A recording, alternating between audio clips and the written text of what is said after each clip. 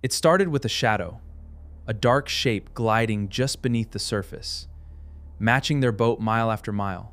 Not playing, not racing, just there, keeping perfect pace like it had somewhere to be, and it wanted them to follow. The crew tried to ignore it. These waters off British Columbia will mess with your head if you let them. But after 20 minutes, the captain finally set his coffee down and walked to the rail. He stared for a long time.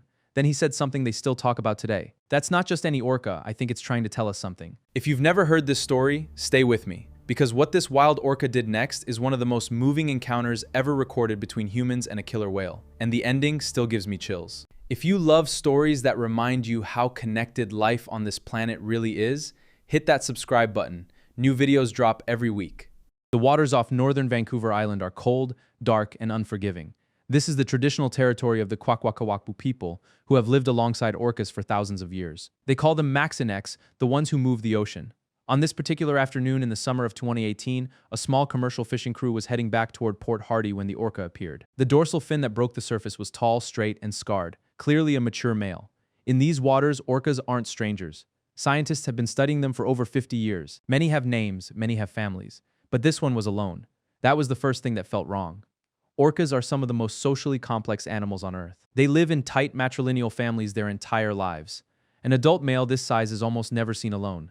Something was off. Deckhand Marcus, a 23-year-old on just his second season, leaned over the starboard rail and narrowed his eyes. "Captain, there's something trailing behind him." Captain Elias Thorne raised his binoculars. The orca passed slowly along the boat again, this time rolling slightly so part of its back cleared the water. That's when they saw it.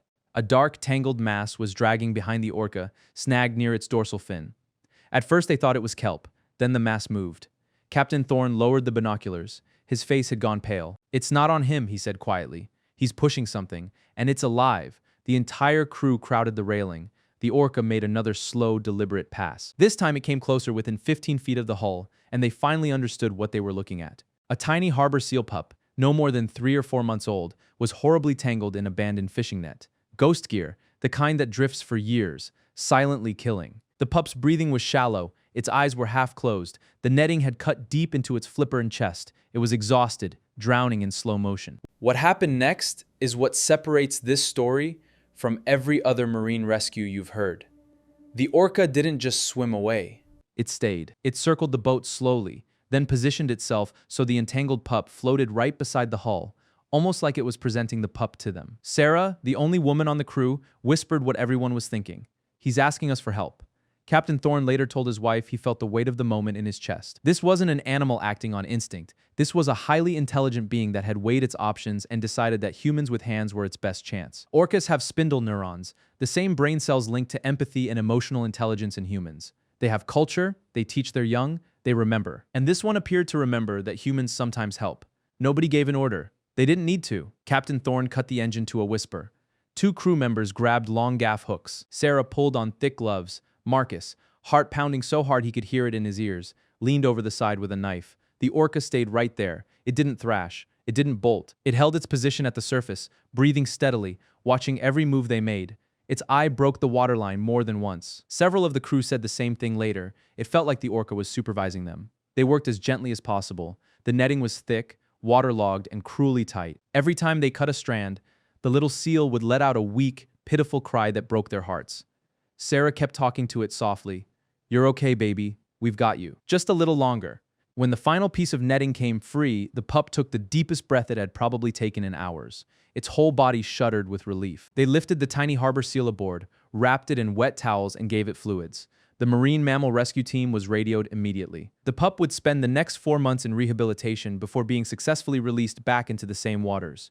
But the story doesn't end with the rescue. With the pup now safe, the crew stepped back to the railing. The orca was still there. It made one final slow pass along the boat. This time it lifted its head slightly, and for 3 or 4 seconds its eye locked onto the humans watching from above. Not a sideways glance. A direct forward-facing look that several crew members still describe as ancient. Captain Thorne said it felt like the orca was saying thank you. Then, without fanfare, the massive dorsal fin slipped beneath the dark green water and vanished. The ocean was suddenly quiet again. In the weeks that followed, the crew reported the incident to local researchers and orca experts. While no one could positively identify this specific male, the behavior wasn't completely unprecedented. Orcas have been documented approaching boats during entanglements before. Researchers have recorded multiple cases of cetaceans appearing to solicit human help. Their brains are extraordinary. Their capacity for social awareness and problem-solving continues to humble scientists. We'll never know for sure if this orca had seen humans free entangled animals before, or if something more mysterious passed between them that day. But the people on that boat don't need peer-reviewed proof. They were there. They felt the weight of that intelligence looking back at them. They felt the solemn responsibility of being the only creatures with hands for miles. One quiet afternoon, an orca didn't just find a dying harbor seal. It found the only beings who could save it, and somehow knew exactly who to ask. The harbor seal pup was released 4 months later, healthy and strong, not far from where it was found. The orca was never seen again by that crew, but every single one of them still scans the water every time they head out, just in case he ever comes back to say hello. If this story hit you the way it hit me, do me a favor, send it to someone who needs to believe there's still wonder left in the world. Subscribe and turn on notifications. We've got more stories like this. Thanks for watching. I'll see you in the next one.